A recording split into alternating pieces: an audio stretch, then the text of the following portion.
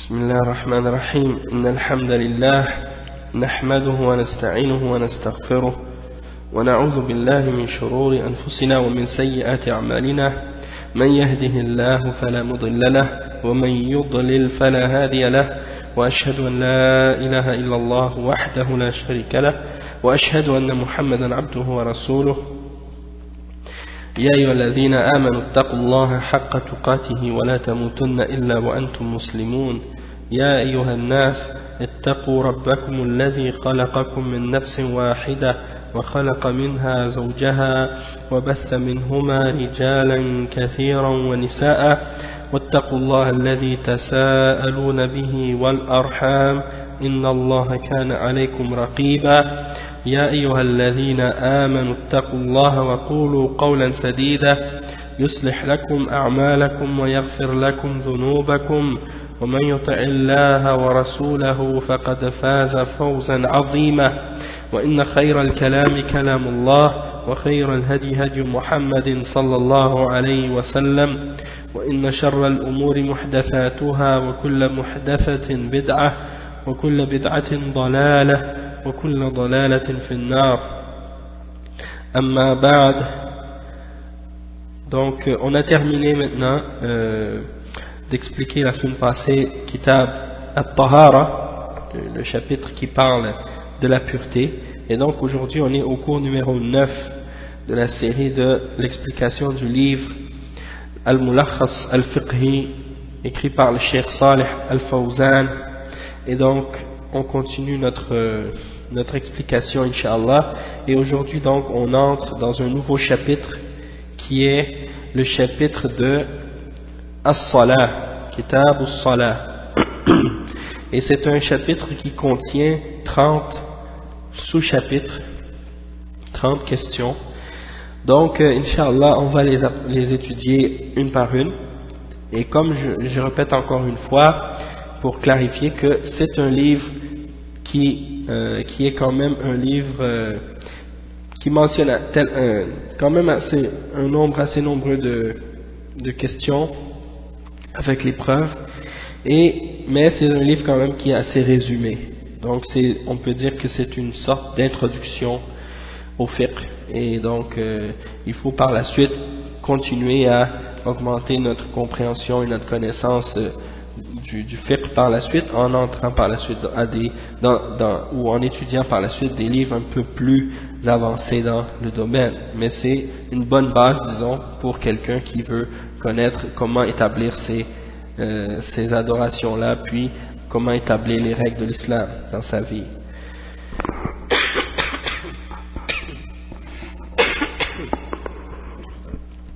Non. Donc on va commencer, Inch'Allah. Le Cheikh il dit Babun fi wujub as-salawat al-khams.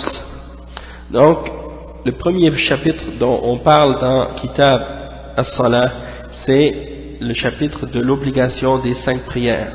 D'accord? Donc c'est ce qu'on va commencer à expliquer maintenant. Le Cheikh dit as-salatu hiya akadu arkan al-islam ba'da ash-shahadatayn wa qad shuri'at ala akmal wujuh al-ibadati wa ahsaniha. La salat, c'est un des plus importants parmi les piliers de l'islam après les deux témoignages de La ilaha illallah et Muhammad Rasulullah. Ashhadu an la ilaha illallah wa ashhadu anna Muhammad Rasulullah. Et ça a été légiféré parmi les meilleures formes d'adoration, et donc les plus parfaites et les plus complètes parmi les formes d'adoration. Et le Cheikh dit وقد تضمنت هذه الصلاة كثيرا من أنواع العبادة من ذكر الله وتلاوة لكتابه وقيام بين يدي الله وركوع وسجود والدعاء وتصبيح وتكبير. Et cette adoration-là, qui est la salat, elle réunit un grand nombre de différentes formes d'adoration en même temps.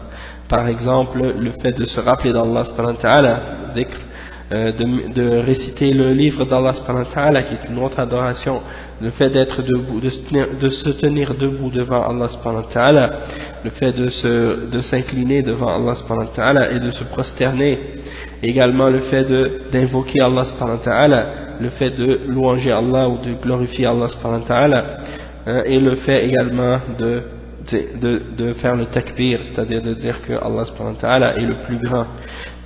Donc tout ça c'est des adorations qui sont inclus à l'intérieur de cette adoration-là.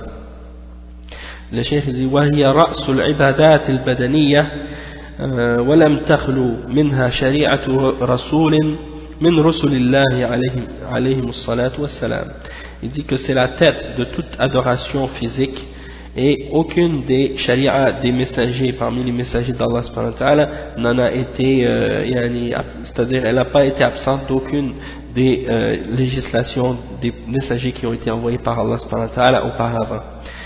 Après le cheikh il dit وقد فرضها الله على نبيه محمد صلى الله عليه وسلم خاتم الرسل ليلة المعراج في السماء بخلاف سائر الشرائع فدل ذلك على عظمتها وتأكد وجوبها ومكانتها عند الله.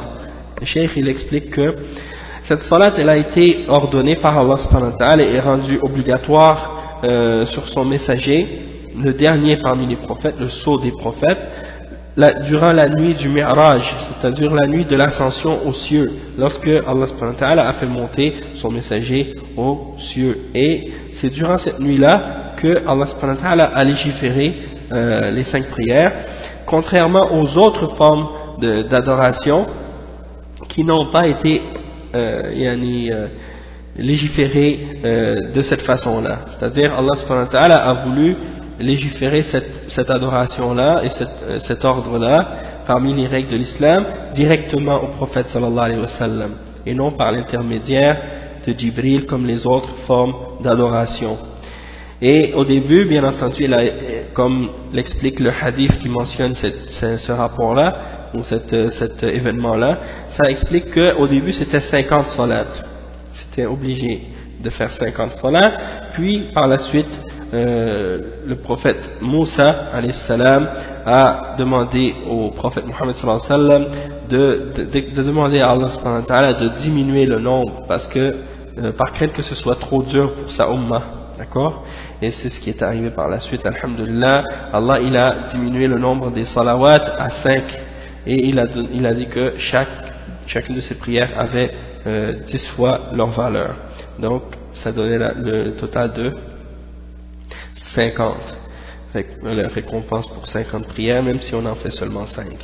Ensuite, j'ai dit fadala dhalika ala azamatiha, c'est-à-dire le fait que Allah subhanahu wa ta'ala a légiféré la salat directement, sans intermédiaire, au jour de Al-Mi'raj, le jour que le prophète sallallahu alayhi wa sallam est monté aux cieux, ça montre la grandeur de l'importance de cette adoration-là, et ça montre également le fait que c'est une obligation disons plus certaine et plus claire encore que les autres formes d'adoration, et ça montre le statut que cette adoration-là a auprès d'Allah subhanahu wa ta'ala. Et également il y a juste pour mentionner en passant que le fait que Allah subhanahu wa ta'ala a fait monter son serviteur durant le Mi'raj vers lui dans les cieux, ça montre que Allah subhanahu wa ta'ala est au-dessus de sa création, comme il s'est décrit lui-même dans son livre en disant qu'il est au-delà de son trône.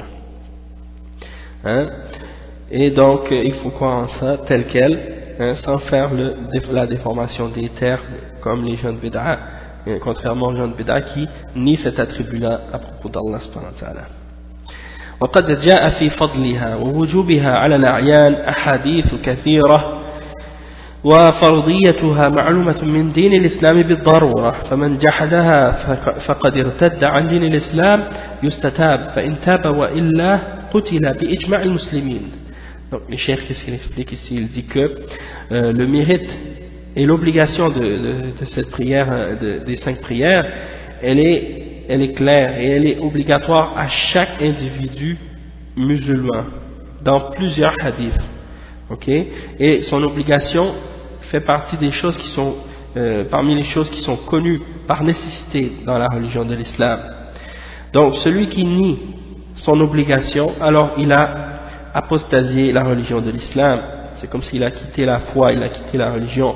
Et l'obligation pour les responsables des musulmans et ceux qui dirigent les musulmans, c'est de pousser cette personne ou de demander à cette personne de se repentir durant 3 jours.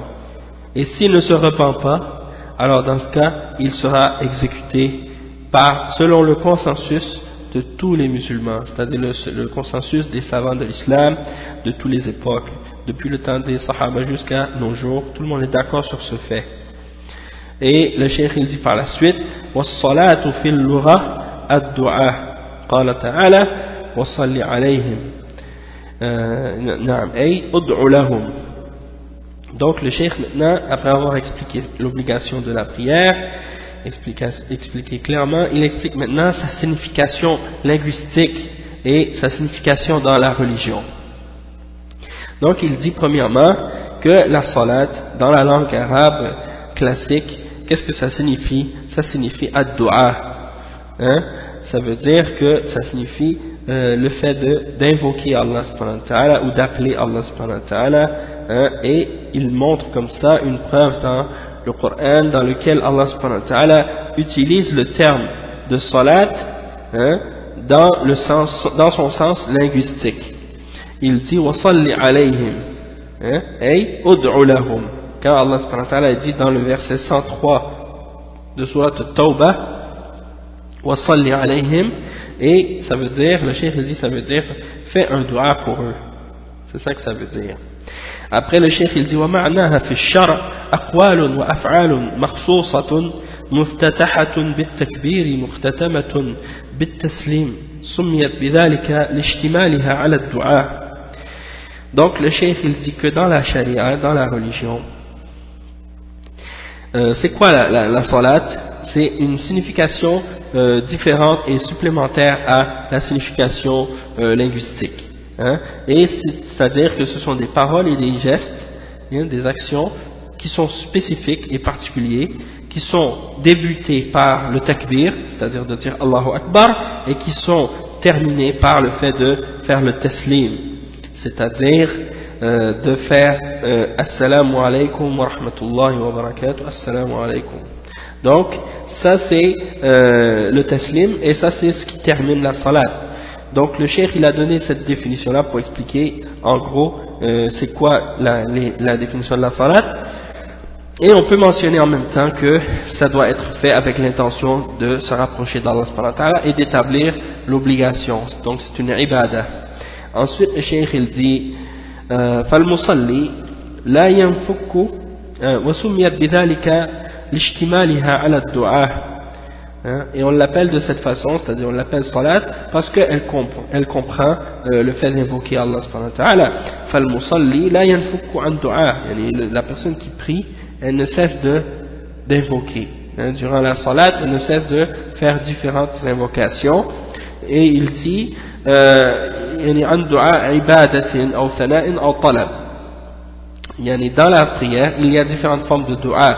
Il y a dua d'adoration, ou de thana, c'est-à-dire de glorification, ou de talab, c'est-à-dire de demande. Tu fais des doigts en invoquant Allah subhanahu wa ta'ala, en le glorifiant, en mentionnant tous ses attributs de gloire et de grandeur, et également en lui demandant des choses. Tu lui demandes de te donner la foi, la quittance et toutes sortes de choses comme ça que tu désires de sa part. Donc le cheikh dit par la suite فَلِذَلِكَ سُمِّيَتْ صَلَاةٌ, elle a été nommée salat à cause de ça, à cause du fait qu'elle est remplie d'invocations du début jusqu'à la fin. Le cheikh il dit وَقَدْ فُرِضَتْ لَيْلَةَ الْإِسْرَاءِ قبل الهجرة 5 صلوات في اليوم والليلة بدخول أوقاتها على كل مسلم مكلف. Le cheikh il dit qu'elle a été prescrite, elle a été ordonnée la nuit de l'Isra, la nuit de l'Isra, c'est-à-dire la nuit du voyage nocturne, la nuit où le prophète sallallahu alayhi wa sallam a été transporté de Mecca jusqu'à Bayt al-Maqdis en Palestine, et par la suite il a été élevé aux cieux cette même nuit-là.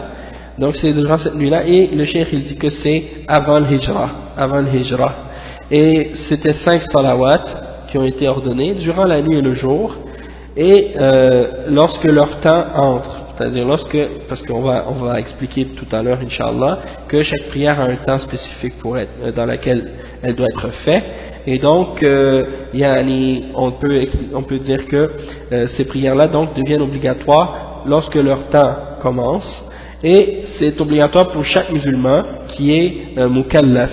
On a expliqué déjà dans d'autres cours la définition de qu'est-ce que signifie être mukallaf, et probablement qu'on va le mentionner encore une fois lorsqu'on va expliquer les conditions de la prière. Mais juste pour résumer, c'est que quelqu'un il a atteint la puberté, il soit musulman, qu'il a atteint la puberté et qu'il ait sa raison, et etc. Donc ça c'est les conditions bien connues, et ça c'est la plupart des adorations qui sont reliées avec ces conditions-là. Ensuite le cheikh il dit قال تعالى إن الصلاة كانت على المؤمنين كتابا موقوتا.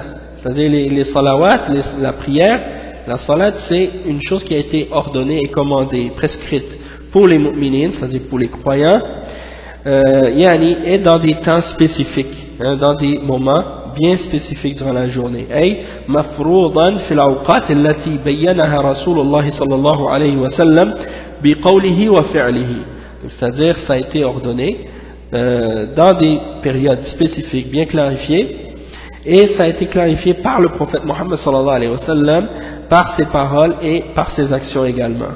Ensuite il dit وقال تعالى وما أمروا إلا ليعبدوا الله مخلصين له الدين حنفاء ويقيموا الصلاة ويؤتوا الزكاة إلى آخر الآية.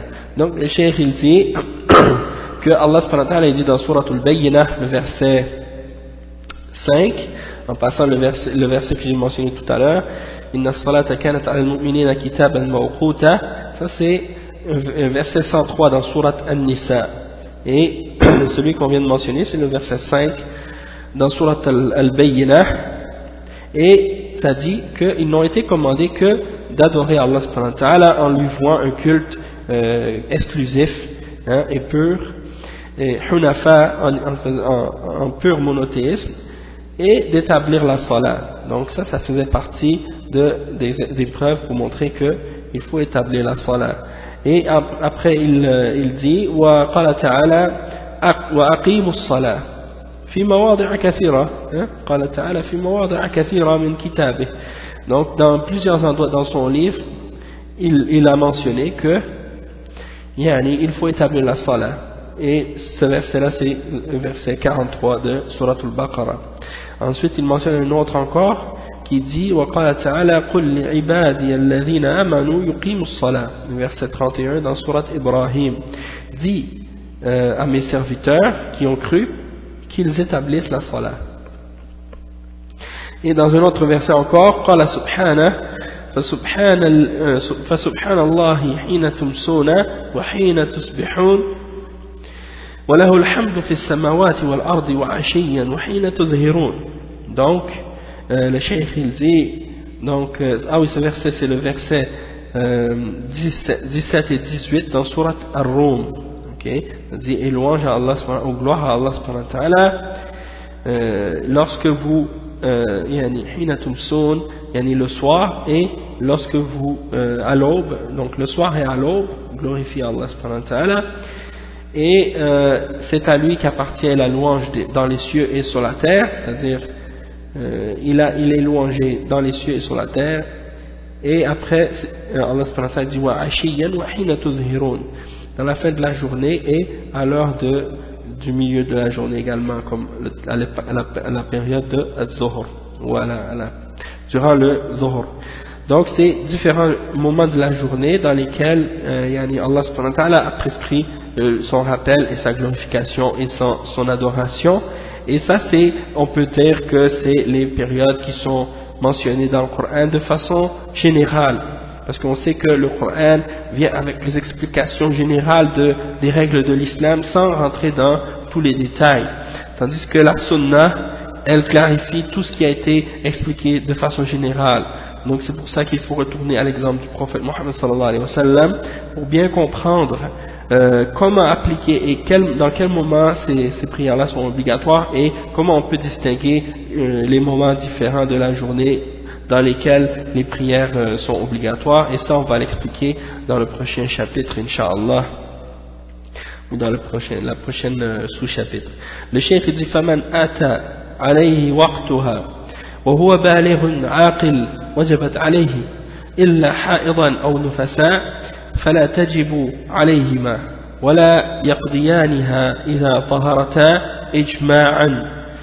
Donc le cheikh il dit que la personne qui arrive, sur qui arrive ce moment-là ou ce temps, le temps de la prière, et qu'il est baligh, c'est-à-dire qu'il a atteint la puberté, et qu'il est aqil, c'est-à-dire qu'il a sa raison, alors c'est obligatoire pour lui de faire sa salat, excepté si c'est une femme qui est haïd ou nufasa, excepté si c'est une femme qui a ses règles, ou bien qui a des écoulements après avoir eu un accouchement. فلا تجب عليهما. Donc si c'est le cas de ces deux genres de femmes là, dans ce cas là c'est pas obligatoire pour elles, et elles n'ont pas à les refaire lorsqu'elles se sont purifiées selon l'ijma, c'est-à-dire selon le consensus des ulama, hein. ومن كان زائل العقل بنوم أو إغماء ونحوه وجب عليه القضاء حين يسحب.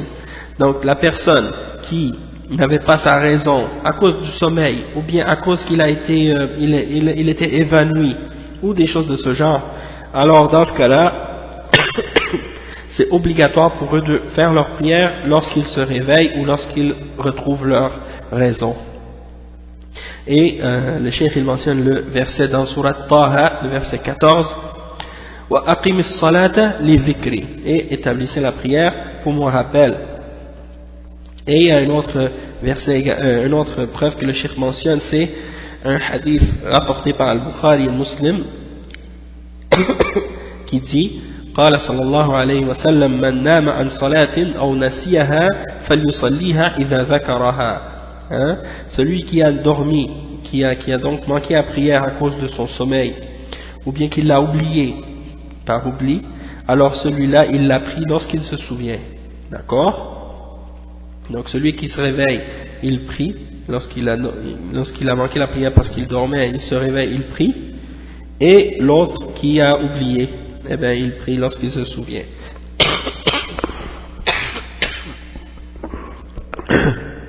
Pardon.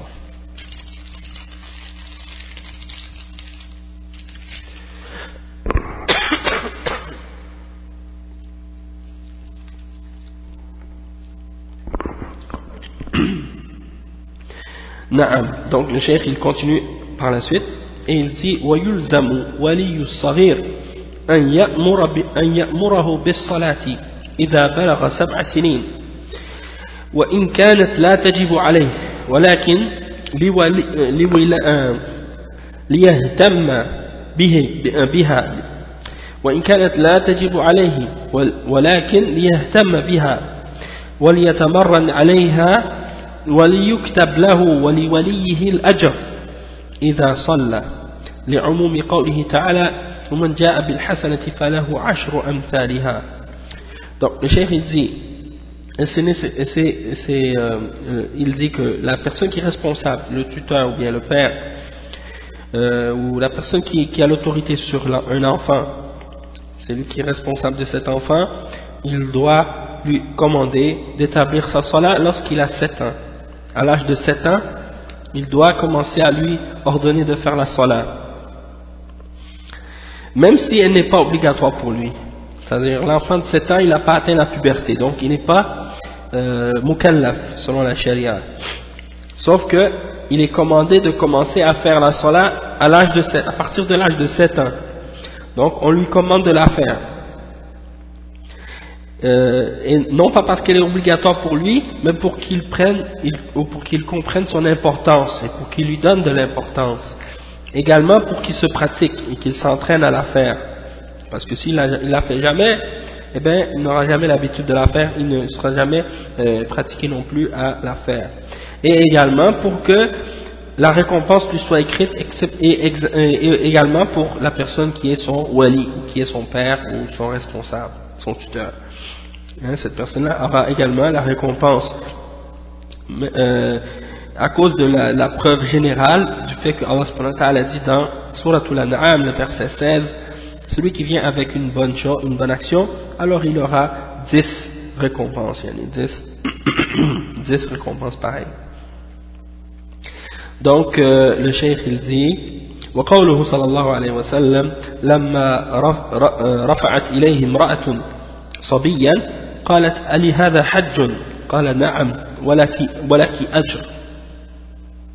Ça c'est un hadith rapporté par Ibn Abbas, selon Ibn Abbas, rapporté par l'imam Muslim, qui dit que il y a une femme qui, le prophète sallallahu alayhi wa sallam parlait du hajj ou du umrah, si je me souviens bien, et qu'est-ce qui est arrivé, c'est que cette femme elle a soulevé un enfant dans les airs, un enfant, et elle lui a dit Ya Rasulullah, est-ce que ce petit-là, est-ce qu'il a un hajj, hein, est-ce qu'il peut faire le hajj?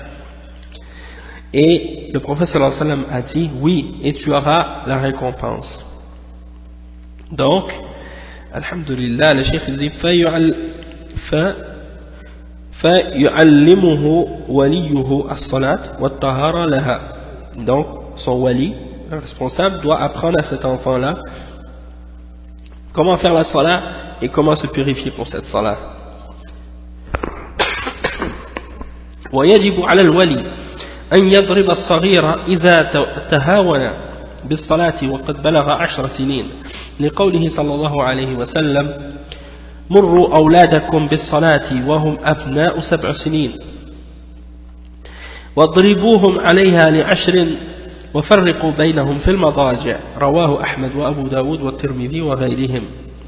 Donc le cheikh il expliquait, il dit qu'il est obligatoire pour le tuteur ou le père ou le responsable de l'enfant de frapper ses enfants ou de les corriger et de les frapper lorsqu'ils ont négligé la prière et qu'ils ont atteint l'âge de 10 ans. Donc à partir de l'âge de 10 ans, là, s'ils ne prient pas ou qu'ils négligent la salat, il faut commencer à les punir. لقوله صلى الله عليه وسلم, le prophète sallallahu alayhi wa sallam a dit, ordonnez à vos enfants de faire la prière à partir de l'âge de 7 ans. Et frappez-les s'ils la négligent à partir de l'âge de 10 ans. Donc frappez-les vers l'âge de 10 ans. Et séparez les garçons et les filles dans les lits à partir de cet âge-là. À partir de 10 ans, séparez les garçons et les filles dans les lits. Et à l'époque actuelle, parfois même, ça peut être nécessaire de les séparer même avant l'âge de 10 ans. À cause de la façade dans la société, et puis en tout cas. Donc le cheikh il dit que l'imam Ahmad a rapporté ce hadith ainsi qu'Abu Daoud et At-Tirmidhi, et c'est un hadith rapporté par Amr ibn Shu'ayb selon son père, selon son grand-père, et At-Tirmidhi l'a rapporté selon Ar-Rabi' ibn Samura selon son père, selon son grand-père, de même que l'imam ibn Khuzayma également il l'a rapporté, et l'imam al-Hakim également. Ok, donc ça c'est pour cette règle-là, alhamdulillah. Et donc il ne faut pas négliger pour les enfants, c'est très important, même de les réveiller pour la salat le fajr, on ne les laisse pas dormir, on les réveille pour qu'ils s'habituent de faire la prière à temps. Et il y a des parents, des fois, ils font coucher les enfants très tôt, même les jours d'école, ils font dormir des fois avant la prière de Isha. Et ça, il faut donc, si on les fait dormir avant cette heure-là, il manque la salat, donc c'est pas bon. Le cheikh dit, voilà, يجوز تأخير الصلاة عن وقتها وقال الله تعالى إن الصلاة كانت على المؤمنين كتابا موقوتا. Le cheikh il dit ce n'est pas permis de retarder une prière et de la faire sortir de son temps. Allah subhanahu wa ta'ala il dit que la salat c'est pour les mu'minines quelque chose qui est prescrit dans des temps spécifique. Et ça c'est le verset 103 dans Surat An-Nisa qu'on a mentionné tout à l'heure. Le cheikh il dit أي مفروضة في أوقات معينة لا يجوز تأخيرها عنها إلا لمن يريد جمعها مع ما بعدها جمع تأخير إذا كانت مما يجمع وكان ممن يباح لهم الجمع. Donc le cheikh il dit c'est-à-dire que c'est une obligation qui pour des périodes de temps spécifiques durant la journée, et il n'est pas permis à quelqu'un de retarder ces prières-là, de retarder la prière de son temps, excepté pour la personne qui veut par exemple les réunir ensemble, si c'est le fait qu'il veut les réunir en les retardant, comme par exemple la prière de Dhuhr et l'Asr, il les fait ensemble mais dans le temps de Asr, ou bien la prière de Maghrib et Isha, il retarde jusqu'à l'Isha, il les fait ensemble. Ça, dans ce cas-là, c'est correct, mais il faut que ce soit deux prières qu'on a le droit de réunir ensemble. Par exemple, si ce serait Al-Asr et le Maghrib, c'est pas permis, parce que c'est deux prières qu'on ne peut pas réunir ensemble. Ou bien si c'était Al-Isha et Al-Subh, ça également c'est deux prières qu'on ne peut pas réunir ensemble. Donc il faut que ce soit Dhuhr et l'Asr, ou bien Al-Maghrib et l'Isha seulement, seulement ces deux-là. Et il faut que ce soit pour une personne qui a le droit de les réunir, comme par exemple le voyageur, ou quelqu'un qui a une excuse, en général. C'est pas quelque chose que quelqu'un doit prendre l'habitude de réunir ses prières tout le temps comme ça. Et donc il faut essayer de trouver toujours un moyen d'établir sa prière durant son temps, malgré les complications et malgré les difficultés que le fait d'habiter dans un pays de kufr, parfois à cause du travail ou toutes sortes de choses comme ça, les études ou d'autres raisons, on a toujours des complications et des difficultés d'établir les prières dans leur temps. Donc il faut à tout prix trouver toujours des moyens pour être capable de toujours établir sa prière à temps et de ne jamais faire sortir les salawats en dehors de leur période de temps. Comme certains musulmans malheureusement qui ont des situations malheureusement qui font en sorte qu'ils font les 5 prières le soir d'un seul coup. Ça c'est vraiment pas acceptable et c'est très dangereux en réalité. Et les gens qui ont des problèmes avec leur travail à cause de la salat comme ça, ou qui ont des problèmes avec leur salat à cause de leur travail plutôt, eh ben ces gens-là, ils doivent demander à Allah subhanahu wa ta'ala de leur donner un travail meilleur que celui-là. Et comme le prophète sallallahu alayhi wa sallam a dit, Man taraka shay'an lillah awadahu Allahu khayran minhu. Celui qui laisse quelque chose ou abandonne une chose pour Allah subhanahu wa ta'ala, Allah va lui remplacer par quelque chose de meilleur. Donc il faut toujours savoir que il faut mettre sa confiance en Allah subhanahu wa ta'ala et ne pas dépendre pour notre risque sur ces choses-là, sur des emplois qui nous font nous éloigner des obligations de notre religion. Et également Allah subhanahu wa ta'ala dit dans le Coran, وَمَنْ يَتَّقِ اللَّهِ يَجْعَلْ لَهُ مَخْرَجًا وَيَرْزُقُهُ مِنْ حَيْثُ لَا يَحْتَسِبُ. Celui qui craint Allah subhanahu wa ta'ala, il va lui donner une sortie ou une issue de sa difficulté ou de son problème, et il va lui donner son risque, sa subsistance, min haythu la yahtasib, c'est-à-dire il va lui donner de là où il ne s'en attend même pas. Donc c'est pour ça que quelqu'un ne doit pas essayer de dépendre uniquement sur ses moyens et sur son travail pour dire si je perds ce travail je vais être à la rue ou j'aurai pas de nourriture ou je vais mourir de faim. Ça c'est pas vrai, c'est Allah subhanahu wa ta'ala qui est Ar-Razzaq, Dhul Quwwatil Matin. Allah subhanahu wa ta'ala c'est lui celui qui donne la subsistance, et donc mettez votre confiance en Allah subhanahu wa ta'ala et sachez que Allah subhanahu wa ta'ala va pas vous laisser tomber si vous êtes là, si vous êtes sincère, parce que c'est le but de notre existence, c'est le but de notre création. Donc pourquoi il nous laisserait tomber alors qu'on essaie d'établir le but de notre existence et la raison pour laquelle il nous a mis dans ce monde, Donc alhamdulillah rabbil alamin. Ensuite le cheikh il dit أما تأخير الصلاة صلاة الليل إلى النهار أو صلاة النهار إلى الليل أو الفجر إلى ما بعد طلوع الشمس فلا يجوز بحال من الأحوال لا لجنابة ولا نجاسة ولا غير ذلك بل يصليها في وقتها على حسب حاله.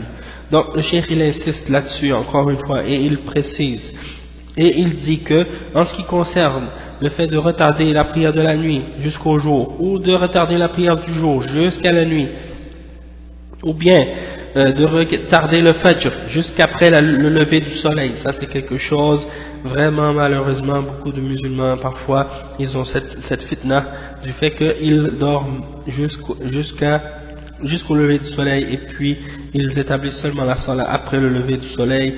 Ça c'est quelque chose quand même aussi qui est très très grave. Et le cheikh il dit فَلَا يَجُوزْ بِحَالٍ مِنَ الْأَحْوَالِ, ce n'est pas permis dans aucun cas.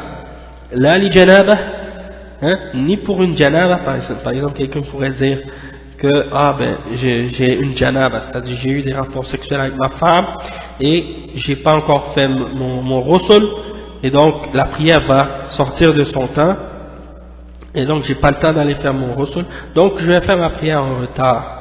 Donc le cheikh il dit ça c'est pas permis, et après il dit ni pour une impureté et toute autre raison de ce genre. Il dit tu l'as pris dans son temps comme tu es, dans l'état dans lequel tu es.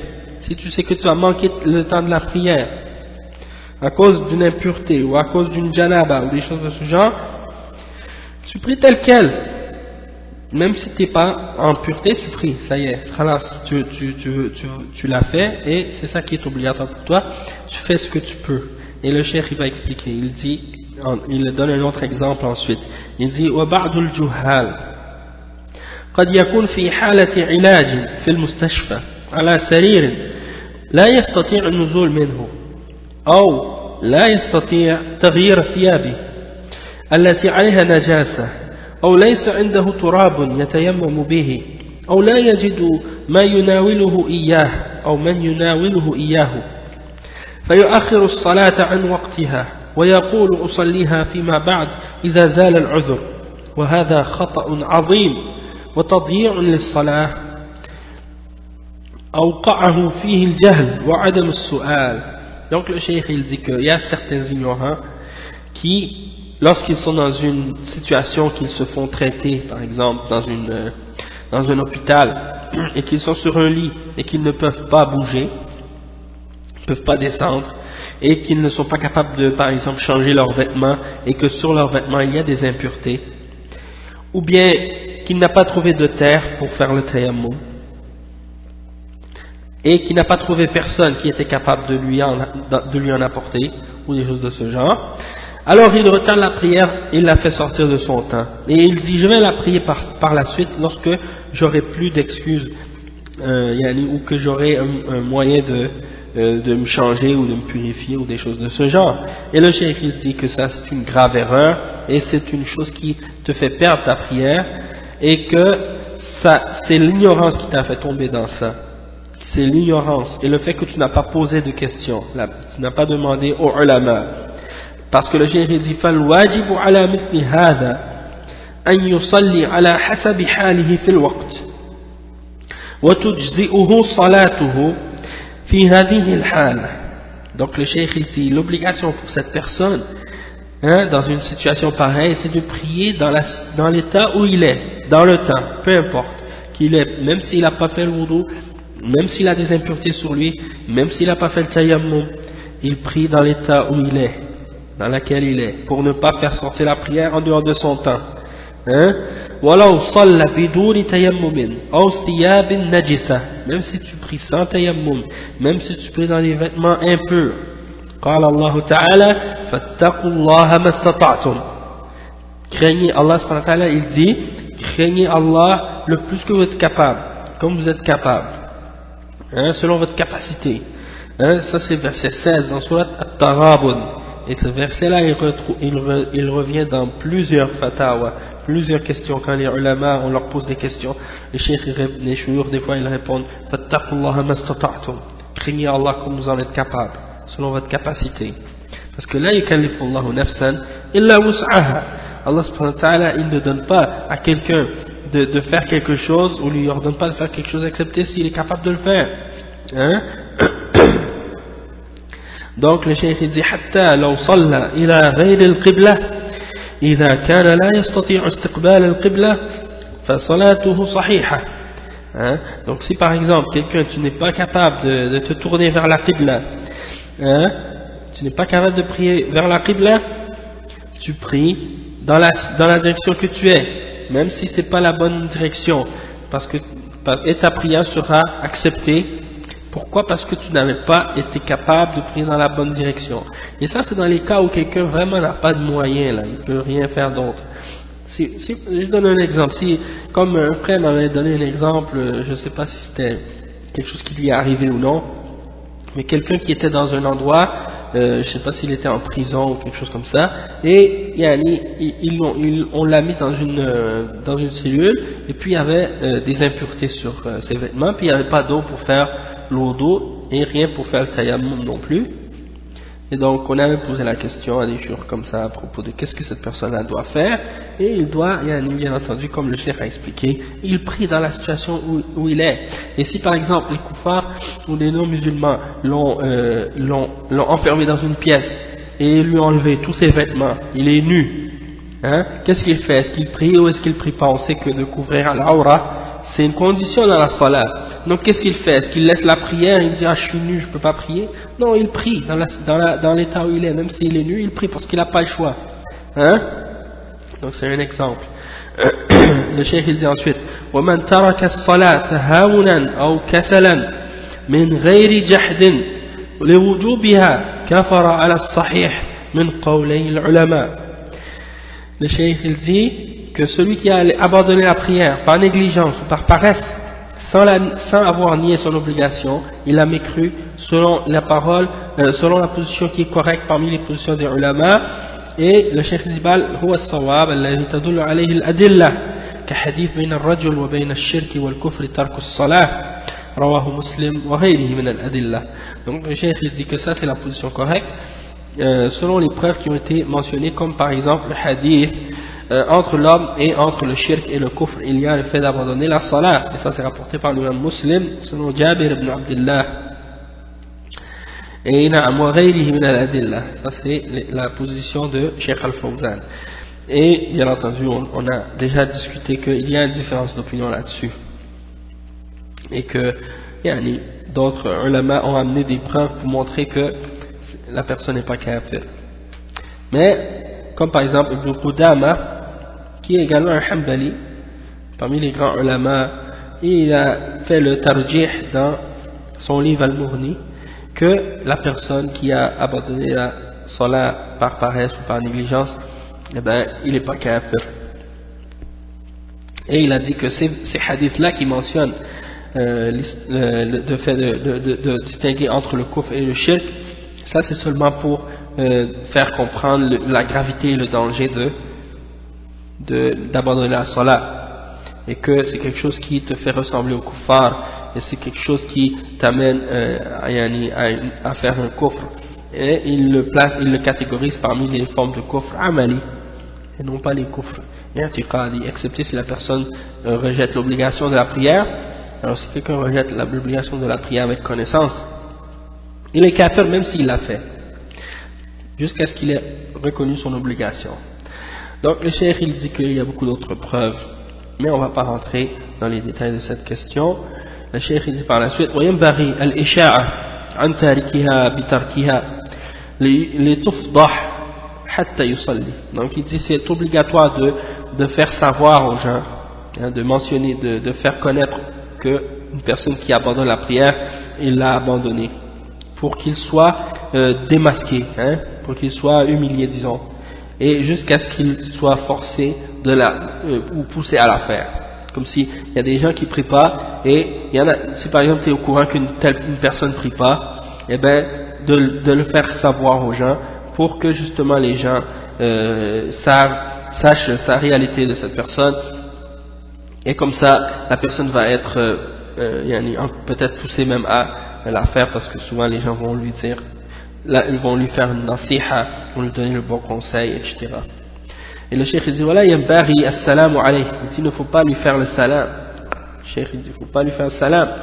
Voilà ijabatu da'wati, il ne faut pas non plus répondre à son invitation.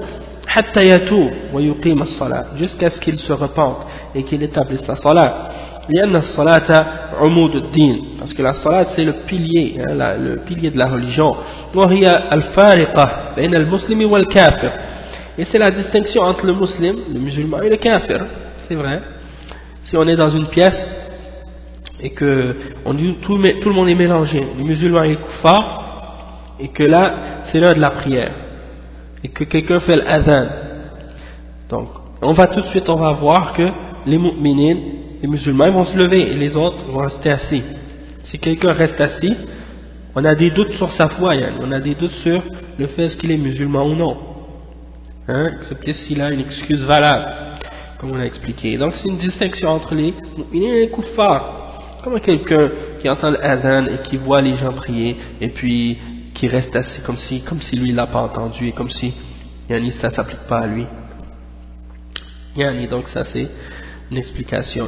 Et donc en même temps aussi, quand on mentionne aux gens le fait de l'importance de la prière, c'est pas nécessaire de leur expliquer le khilaf à chaque fois, que c'est pas nécessairement kafir ou c'est pas nécessairement etc. On peut juste lui mentionner le hadith tel quel pour leur faire peur, pour leur faire comprendre la gravité de qu'est-ce qu'ils font, pour qu'ils reviennent, parce que ça c'est très dangereux, c'est très grave. Et même les ulama ils ont dit que la personne qui prie pas, il doit être amené, comme on a dit au début, à se repentir et à établir sa salat. Et les ulama ont dit, tous les ulama ils sont tous d'accord qu'il doit être exécuté. Et ça, bien entendu, c'est dans un état musulman, dans un pays musulman, avec un dirigeant. Et c'est le dirigeant qui établit cette punition-là, et non pas les citoyens. Et c'est le responsable, le dirigeant ou le juge ou quelqu'un qui a l'autorité légale de faire appliquer ces punitions-là. Ensuite, le cheikh il dit, donc فمهما عمل العبد من الأعمال فإنه لا ينفعه ما دام مضيعا للصلاة. Peu importe les actions qu'une personne peut faire de bien, ça ne lui sert à rien tant qu'il n'a pas établi la salat, tant qu'il a abandonné l'obligation de la salat. Et on demande à Allah subhanahu wa ta'ala son pardon et son indulgence. Et subhanallah, le fait que le cheikh il a dit qu'on ne répond pas à son invitation, puis qu'on ne lui fait pas le salam, etc., ça c'est parce que ça c'est après avoir donné le nasiha, après avoir parlé, après avoir expliqué tout, on fait preuve de patience et de bonté, de douceur avec la personne pour l'amener au bien. On lui explique, et en même temps, si la personne n'écoute pas par la suite, là, on applique des règles comme ça sur des gens de cette catégorie-là. Et c'est pas permis pour les musulmans, lorsqu'ils savent qu'une personne est une personne qui n'a pas abandonné, qui n'a pas établi la salat, et qu'ils savent son état, de faire semblant de rien, puis d'agir bien avec la personne, puis de rire avec la personne, puis de faire comme si je vais agir comme ça avec lui pour qu'il se rapproche, et puis pour le rapprocher, puis tout ça, pour soi-disant, comme certains peuvent croire que ils utilisent al-hikmah, et peut-être même que ils vont même pas faire l'inkar avec leur cœur. Ils sont avec eux comme s'ils agissent avec eux, comme s'ils agissent avec un mu'min, un bon musulman, un bon pratiquant, quelqu'un qui établit les salawat, qui suit l'islam. Il faut savoir quand est-ce qu'il faut faire preuve de dureté avec des gens pareils, et quand est-ce qu'il faut faire preuve de douceur, quand est-ce qu'il faut utiliser des moyens comme ceux-là. Le fait d'être avec eux, de rire avec eux, de manger avec eux, d'être avec eux comme si rien n'était, comme si tout était normal, c'est comme si on est d'accord avec le fait qu'ils ont abandonné la salat.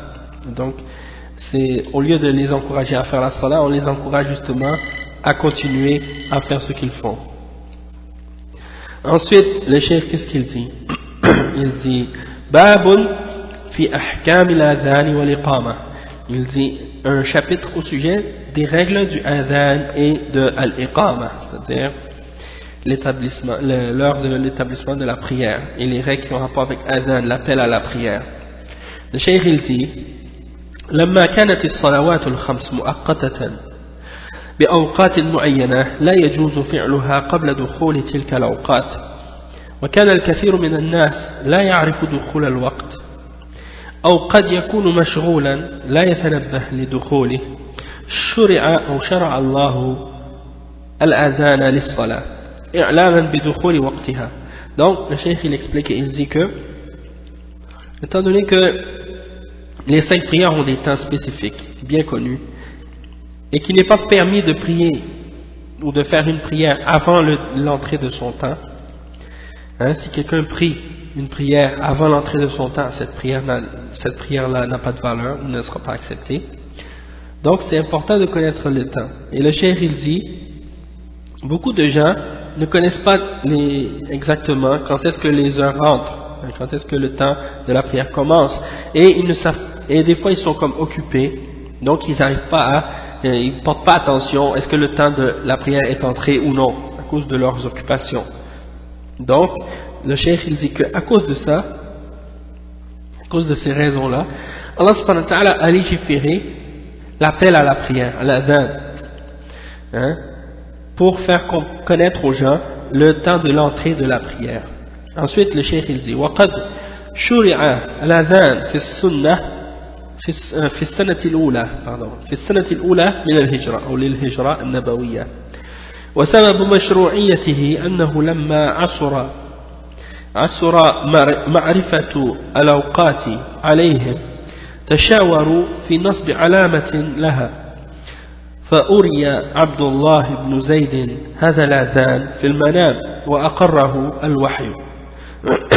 Donc le cheikh il explique, il dit que l'adhan a été légiféré durant la première année du Hijra, après l'immigration de Mecca al-Madina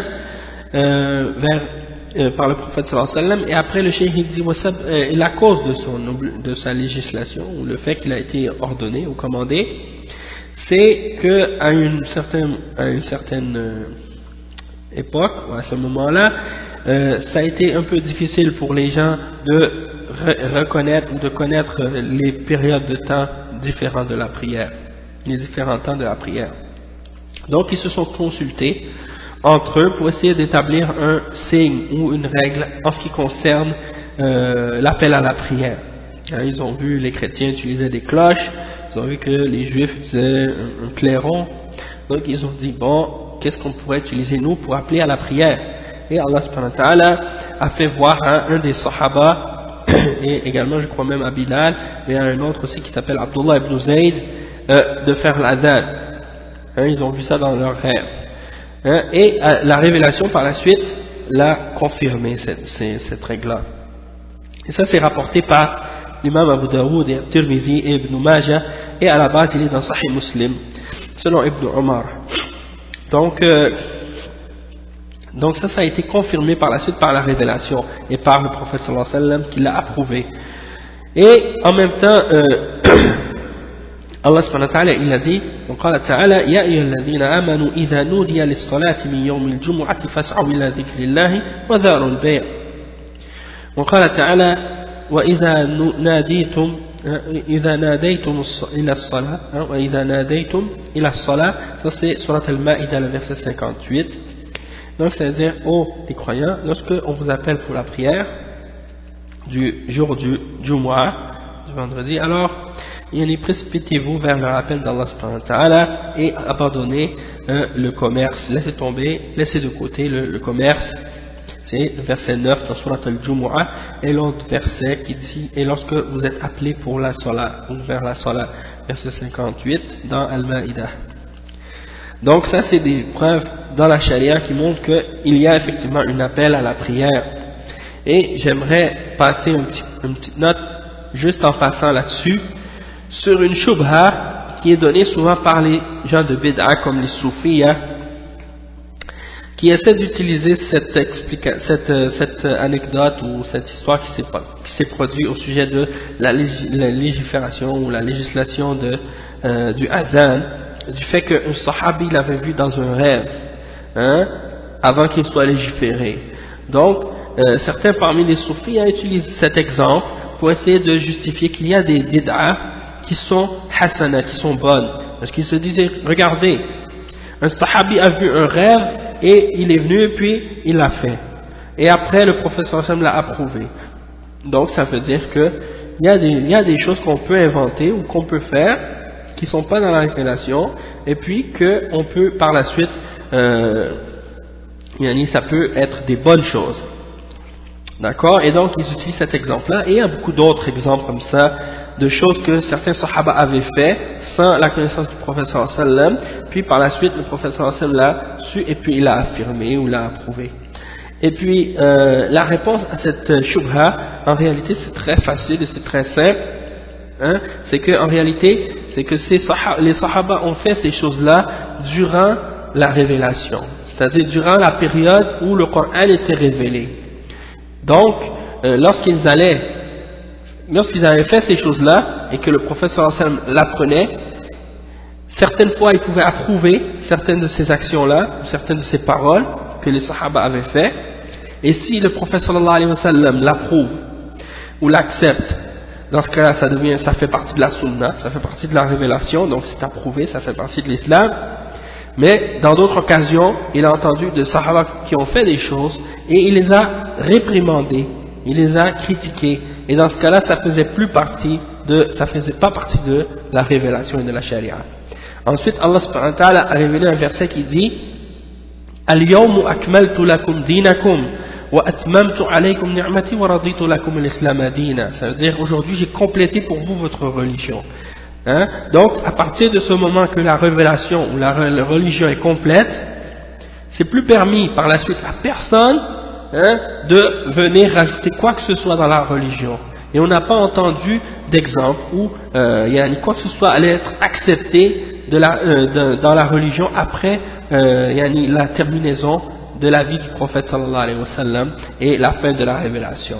Donc tout ce qui vient par la suite, qui n'a pas été accepté ou ordonné ou commandé ou recommandé par le prophète sallallahu alayhi wa sallam et qui n'a pas été fait par les sahaba, alors par la suite tout ça ce sera rejeté. Et également on sait que le prophète sallallahu alayhi wa sallam nous a dit de suivre la sunna des khulafa ar-rashidin.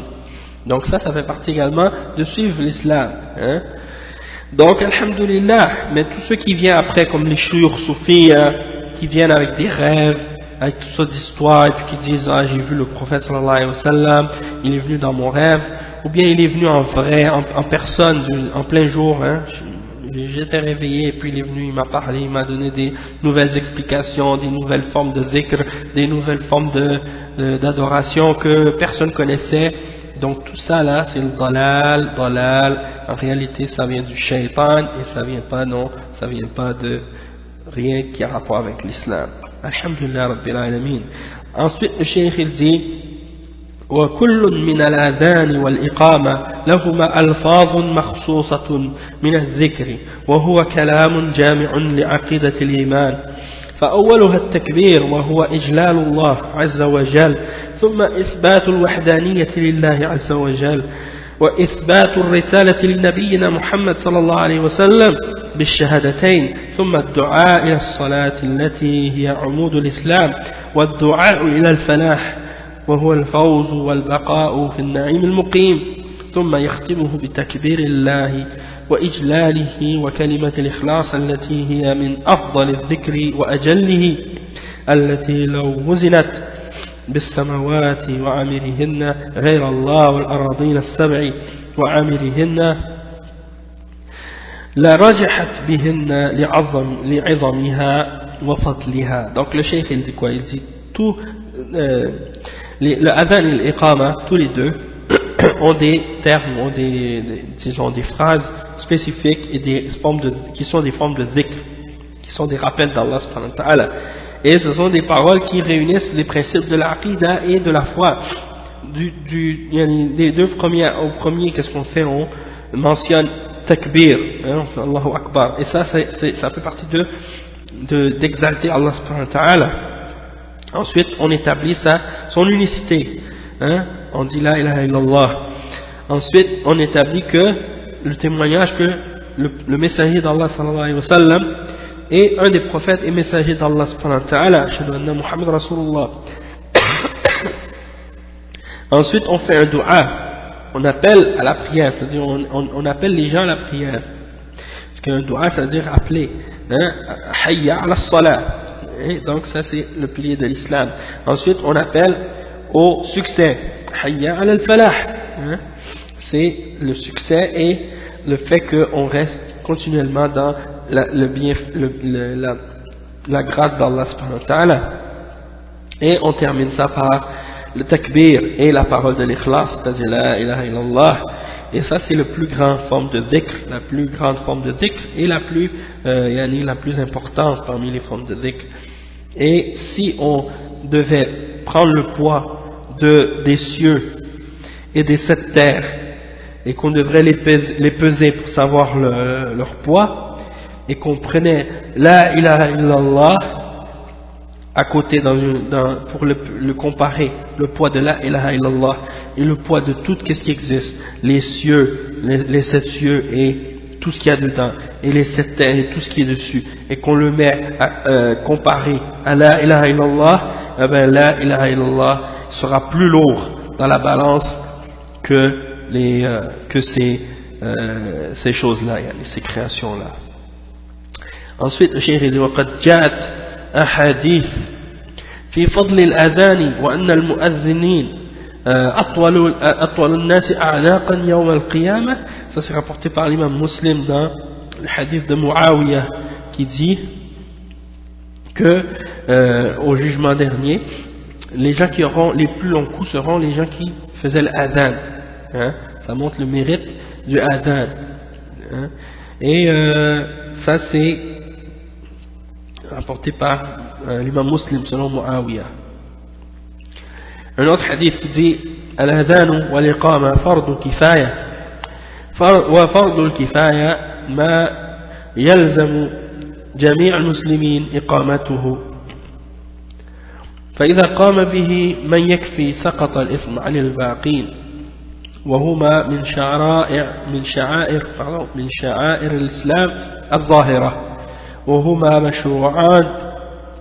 مشروعان في حق الرجال حضرا وسفرا للصلوات الخمس. Le cheikh dit quoi? Il dit que le adhan et l'iqama ça fait partie des obligations qui sont parmi les choses qui sont fard kifaya. C'est-à-dire s'il y a un nombre suffisant de musulmans qui l'ont établi, alors c'est plus obligatoire pour le reste. Mais si tous les autres, si tout le monde le laisse, s'il n'y a pas un nombre suffisant de musulmans qui le font, eh ben tout le monde on peut dire que tout le monde est compris dans le péché, jusqu'à ce qu'il y ait un nombre suffisant de gens qui ont établi al-adhan. Et le cheikh dit par la suite, et ça fait partie des plus grands signes de l'islam, de l'apparence de l'islam dans un endroit ou dans un pays. Lorsque on entend l'adhan, c'est un signe clair que ce pays-là ou cet endroit-là est un pays musulman. Et ensuite le cheikh il dit فَإِذَا قَامَ وَهُمَا مَشْرُوعَانِ. Ces deux choses, iqama et l'adhan, qui ont été légiférées pour les hommes. C'est obligatoire pour les hommes, qu'ils soient en voyage ou qu'ils soient résidents dans une ville, qu'ils soient dans un endroit fixe, c'est-à-dire ils ne sont pas en voyage. Et c'est établi, ils doivent l'établir pour les 5 prières. Et le cheikh dit وَيُقَاتَلْ أَهْلُ بَلَدٍ تَرَكُوهُمَا لأنهما من شعائر الإسلام الظاهرة فلا يجوز تعطيلهما. Donc le cheikh dit qu'il y a un pays qui les abandonne tous les deux, l'iqama wal al-adhan, dans ce cas-là il faut les combattre jusqu'à ce qu'ils commencent à l'établir, parce que ça fait partie des signes apparents de l'islam, et il n'est pas donc permis de les abandonner. Et il y a un hadith du prophète sallallahu alayhi wa sallam qui dit que parfois quand il arrivait pour attaquer une ville, ils attendaient pour la prière de subh, et s'ils entendaient le adhan, alors ils n'attaquaient pas. Donc c'est un exemple. Après le cheikh dit والصفات المعتبرة في المؤذن أن يكون صيتا لأنه أبلغ في الإعلام أمينا لأنه مؤتمن يعتبر آذانه في دخول الوقت الصلاة والصيام والإفطار ويكون عالما بالوقت ليؤذن في أوله. Donc le cheikh, qu'est-ce qu'il explique? Il dit, c'est quoi les caractéristiques qui doivent se retrouver en la personne qui fait l'adhan? Qu'est-ce qu'il faut que cette personne possède? Il faut qu'elle ait une voix qui est portante, hein? Elle doit avoir une voix forte, parce que ça va faire en sorte que les gens vont être au courant disons que c'est l'heure de la prière. Il doit être fiable, ça doit être quelqu'un de fiable. Pourquoi? Parce qu'on dépend sur lui, ou on revient à lui sur le fait de connaître l'entrée de la prière. Si quelqu'un ne fait pas l'adhan à temps, en avance ou trop en retard, eh bien ça cause des ennuis ou des problèmes. Pourquoi? Parce que on dépend sur ça souvent pour les questions de la prière, pour savoir que la prière est entrée, ou bien pour le jeûne et pour l'iftar, savoir quand est-ce qu'on peut plus manger, quand est-ce qu'on peut manger, des choses de ce genre. Donc la personne doit être fiable, hein?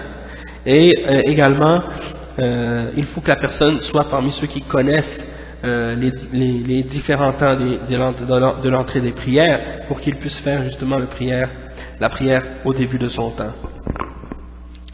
D'accord? Et naam. Donc le cheikh dit wal adhan 15 jumlatan. La prière c'est 15 phrases. كما كان بلال يؤذن به بحضرة رسول الله صلى الله عليه وسلم دائما. Parce que Bilal il faisait l'adhan en présence du prophète sallallahu alayhi wa sallam de cette façon-là tout le temps. ويستحب أن يتمهل بألفاظ الأذان من غير تمطيط ولا مد مفرط ويقف على كل جملة منه. Donc il doit prendre son temps quand il fait le adhan, pas se précipiter, le dire vite. Ashhadu an la ilaha illallah, il dit pas juste vite comme ça, Ashhadu an la ilaha illallah, il prolonge un petit peu, hein, pour que ce soit plus long, mais sans exagérer non plus. Donc il n'exagère pas ni en le prolongeant trop, comme certains qui commencent à faire l'adhan puis ils partent en solo comme on dit, hein, Allah musta'an, commencent à faire comme s'ils sont des chanteurs, alors ils commencent à sauter et ils montent le ton puis ils descendent, ils montent, on dirait que ça va jamais finir. Ça c'est quand ces gens-là exagèrent de cette façon-là, ils sortent de la sunna, et il y en a d'autres qui veulent faire le adhan un peu trop court, hein, et donc ils vont tout de suite juste faire le adhan rapidement. Et puis ça aussi c'est un autre exemple qui est exemple contraire à la sunna également. Donc c'est entre les deux, il ne faut pas exagérer trop et il ne faut pas non plus diminuer d'une façon à négliger également dans l'importance du adhan. Et le cheikh dit qu'il doit arrêter à chaque phrase. ويستحب أن يستقبل القبلة على الأذان, et c'est recommandé de se tourner vers la qibla lorsqu'on fait l'adhan. ويجعل أصبعيه في أذنيه لأنه أرفع للصوت. Donc le cheikh il dit quoi? Il dit que c'est recommandé de mettre également les deux doigts dans les oreilles, car c'est quelque chose qui t'aide disons, c'est quelque chose qui t'aide à élever ta voix, à faire ton adhan plus fort. Et il dit وَيَلْتَفِتُ يَمِينًا عِنْدَ قَوْلِهِ حَيَّ عَلَى الصَّلَاةِ وَشِمَالًا عِنْدَ قَوْلِهِ حَيَّ عَلَى الْفَلَاحِ. Il dit, il se tourne vers la droite lorsqu'il dit حَيَّ عَلَى الصَّلَاةِ, c'est-à-dire venez vers la prière, et il se tourne vers la gauche lorsqu'il dit حَيَّ عَلَى الْفَلَاحِ. Est-ce que j'ai dit salat la première? Hayya ala salat, il se tourne à droite. Hayya ala al-falah, il se tourne vers la gauche. ويقول بعد حي على الفلاح الثانية من أذان الفجر خاصة الصلاة خير من النوم مرة لأمره صلى الله عليه وسلم بذلك. Donc le cheikh il explique ici, il dit que après avoir dit Hayya ala al-falah, il dit, après avoir dit deux fois Hayya al-falah, dans le adhan de Fajr en particulier, il dit As-salatu khayrun min an-nawm, il le dit deux fois, parce que le prophète sallallahu alayhi wa sallam a commandé de dire ça dans Adhan al-Fajr. Et ça c'est rapporté selon Mohammed ibn Abdul Malik ibn Abi Mahzoura an abihi an jaddi, selon son père et selon son grand-père, selon son père et son grand-père, selon son père, selon son grand-père, et Abu Daoud l'a rapporté et An-Nasa'i, et également il est rapporté selon Bilal dans At-Tirmidhi et également par Ibn Majah, d'accord, et il est dans Bulugh al-Maram, je crois, il est dans Bulugh al-Maram. Et je pense qu'il y a une différence d'opinion en ce qui concerne le fait que est-ce que la personne doit dire as-salatu khayrun min an-nawm uniquement dans le premier adhan de Fajr lorsque avant, c'est-à-dire avant l'entrée de l'aube, c'est-à-dire il y a un adhan qui est fait pour que les gens se lèvent pour faire qiyam al-layl, et par la suite lorsque le temps de salat Fajr commence, là on fait un autre adhan. Donc, l'explication que j'avais entendue, c'est que as-salatu khayrun min an-nawm, c'était la salat on rajoute ça dans le premier adhan qu'on fait pour que les gens se lèvent pour prier la nuit, avant le temps de l'aube. Wallahu a'lamu. Donc, après le cheikh dit li'annahu waqtun yanamu an-nasu fihi ghaliban, parce que c'est un temps où la plupart des gens ils dorment à ce moment-là. Donc il dit ولا يجوز أو ولا تجوز الزيادة على ألفاظ الأذان بأذكار أخرى قبله ولا بعده.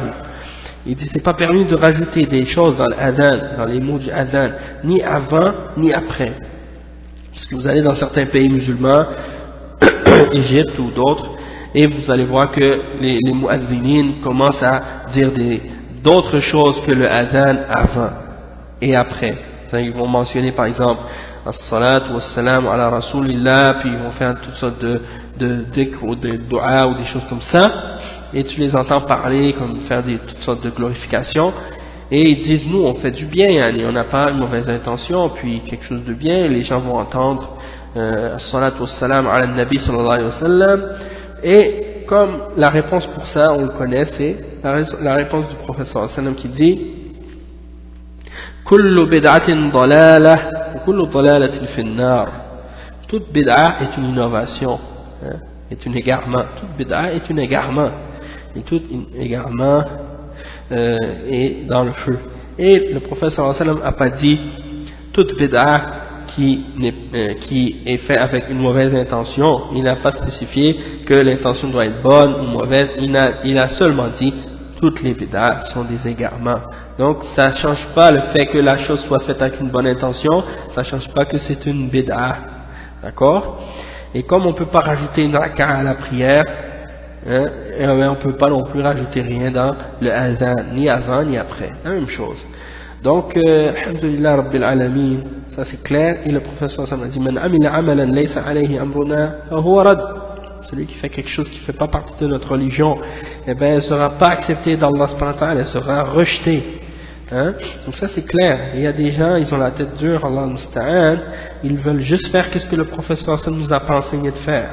C'est comme s'ils lisent qu'est-ce qui est écrit dans le Coran et dans la Sunna, et puis ils disent on va faire le contraire de tout ce que tu as dit à Rasulullah.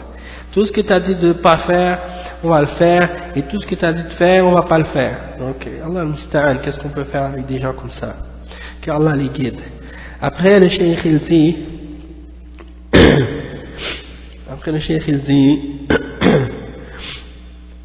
نعم يرفع بها on a lu ça déjà فكل ما يفعله نعم il dit que ça fait partie des bid'a.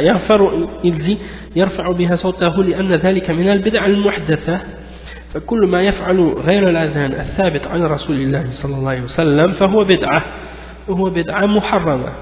Il dit comme par exemple, il dit tout ce que les gens rajoutent dans l'adhan qui n'est pas rapporté de façon authentique du prophète sallallahu alayhi wa sallam, alors c'est une bid'a, une innovation. Et comme par exemple les chiites qui rajoutent Ali, ils rajoutent Ali dans l'adhan, et comme certains soufis ou d'autres dans les pays musulmans, comme j'ai dit, qui rajoutent toutes sortes de glorifications, comme le cheikh dit كالتسبيح والنشيد والدعاء والصلاة والسلام على الرسول صلى الله عليه وسلم جهرا قبل الأذان أو بعده فكل ذلك محدث مبتدع يحرم فعله ويجب إنكاره على من فعله. Donc le cheikh il dit que tout ça, le fait de faire des tasbih, des glorifications, ou de faire des nashids, il y en a qui chantent des petites nashids là, des petites chansons pour réveiller les gens ou bien pour parler aux gens. Il y a des pays où même ils font entendre le Coran dans les micros avant la prière. Il y a beaucoup d'autres formes aussi de bid'a comme ça, comme en Jordanie par exemple, dans Mustan, quand je suis allé là-bas, ils ont un adhan qui est émis par un signal radio dans toutes les mosquées en même temps, le même signal radio, et c'est un enregistrement qui fait l'adhan pour toutes les mosquées en même temps. Donc ça aussi, ça fait partie des bid'a. Et également, comme le cheikh il dit, le fait de faire la salat et la salat wa salam ala Rasulillah sallallahu alayhi wa sallam à haute voix avant ou après l'adhan, ça aussi ça fait pas partie du adhan. Et donc tout ça c'est innovation et c'est interdit de le faire, et c'est obligatoire de dénoncer, ou c'est-à-dire de dire à la personne qui le fait que ce qu'il fait c'est pas bon. Non. Après le cheikh il explique et il dit wa yujzi'u al-adhan qabla al-waqt wa la yujzi'u al-adhan qabla al-waqt لأنه شرع للإعلام بدخوله فلا يحصل به المقصود. C'est pas permis, il dit ça compte pas si tu fais l'adhan avant que le temps soit entré, ça compte pas, parce que on a établi le adhan pour faire savoir aux gens le temps de l'entrée de la prière. Et donc si tu le fais avant, eh ben t'as pas établi le but pour lequel l'adhan avait été établi. ولأن فيه تغريرا لمن يسمعه. Et c'est une façon, en même temps ça trompe la personne qui l'entend, parce qu'elle va croire que le temps est rentré. إلا أذان الفجر فيجوز تقديمه قبل الصبح ليتأهب الناس لصلاة الفجر. Il dit excepté le adhan de Fajr, il dit parce que c'est permis de le faire avant pour que les gens se préparent pour le subh, et il dit c'est permis de le faire avant l'aube pour que les gens se préparent pour la prière. ولكن ينبغي أن يؤذن آذانا آخر عند طلوع الفجر. Mais il faut faire un deuxième adhan, comme je disais tout à l'heure, lorsque l'aube entre ou lorsque se lève l'aube. ليعرف الناس دخول الوقت وحلول الصلاة والصيام. Et pour que les gens sachent que le temps de la prière est entré, et pour que les gens commencent à faire la prière et le jeûne. Ensuite le cheikh dit ويسن لمن سمع المؤذن إجابته ويسن لمن سمع المؤذن إجابته بأن يقول مثل ما يقول ويقول عند حي على الصلاة حي على الفلاح لا حول ولا قوة إلا بالله. Donc le cheikh il explique et il dit que c'est recommandé pour la personne qui entend le adhan de répondre, c'est-à-dire quand il entend le adhan, quand il entend Allahu Akbar, il répète Allahu Akbar, et par exemple Ashhadu an la ilaha illallah, il répète chaque phrase, et lorsqu'il entend par exemple Hayya ala as-salah, Hayya ala al-falah, il dit, au lieu de répéter, il dit La hawla wa la quwwata illa billah. D'accord? Et le cheikh ensuite il dit ثم يقول بعدما يفرغ المؤذن اللهم رب هذه الدعوة التامة والصلاة قائمة أتي محمدا الوسيلة والفضيلة وابعثه مقاما محمودا الذي وعدته. Donc le cheikh il dit que après avoir terminé le adhan, après que le adhan est terminé, qu'est-ce que tu dois dire? Tu dois dire oh Allah, le Seigneur de cet appel complète ou parfaite, et de cette prière qui va être établie, donne au prophète Mohammed sallallahu alayhi wa sallam al-wasila, le moyen, et al-fadila, et le mérite, cette position, donne-lui la position de gloire au jugement dernier que tu lui as promis, et al-maqam al-mahmoud, c'est un statut spécifique spécial au jugement dernier qui va être donné uniquement au prophète Mohammed sallallahu alayhi wa sallam, et c'est le statut par lequel il sera permis d'intercéder pour les mu'minines. D'accord, ça a été rapporté dans plusieurs hadiths et expliqué. D'accord, donc le cheikh ensuite il dit وَيَحْرُمُ الْخُرُوجُ من المسجد بعد الأذان بلا عذر أو نية رجوع وإذا شرع المؤذن في الأذان والإنسان جالس فلا ينبغي له أن يقوم بل يصبر حتى يفرغ لئلا يتشبه بالشيطان. Donc le cheikh il dit que lorsqu'une personne a entendu l'adhan, il n'a pas le droit de sortir de la mosquée excepté pour une excuse ou bien avec l'intention de revenir. C'est-à-dire il ne peut pas sortir excepté s'il a une excuse valable ou bien qu'il a l'intention de revenir, comme par exemple s'il était dans la mosquée avant l'adhan et puis qu'il est sorti pour aller faire le wudu à l'extérieur de la mosquée et puis qu'il revient par la suite, donc ça c'est permis. Mais s'il quitte la mosquée sans excuse après l'adhan, il a contredit il a fait quelque chose de haram, il a fait un péché. Et le cheikh il dit wal mu'adhin, lorsqu'il a commencé son adhan et que la personne est assise, eh bien, il n'a pas à se lever, il doit attendre jusqu'à ce que l'imam, le mu'adhin termine de faire son adhan, pour pas qu'il ressemble au shaitan. Ok, parce qu'on sait que quand le mu'adhin fait son adhan, le shaitan il part en courant et il fait des gaz pour essayer de ne pas entendre le adhan. D'accord, donc ça c'est un exemple. Le cheikh il dit ensuite وينبغي للمسلم إذا سمع الأذان أن يتوجه إلى المسجد ويترك سائر الأعمال الدنيوية. Et le musulman, lorsqu'il entend l'adhan, doit se diriger vers la mosquée et laisser tomber toutes ses actions de la dunya. Et il mentionne un verset dans lequel Allah subhanahu wa ta'ala dit في بيوت أذن الله أن ترفع ويذكر فيها اسمه يسبح له فيها بالغدو والآصال رجال لا تلهيهم تجارة ولا بيع عن ذكر الله وإقام الصلاة وإيتاء الزكاة يخافون يوما يتقلب فيه القلوب والأبصار.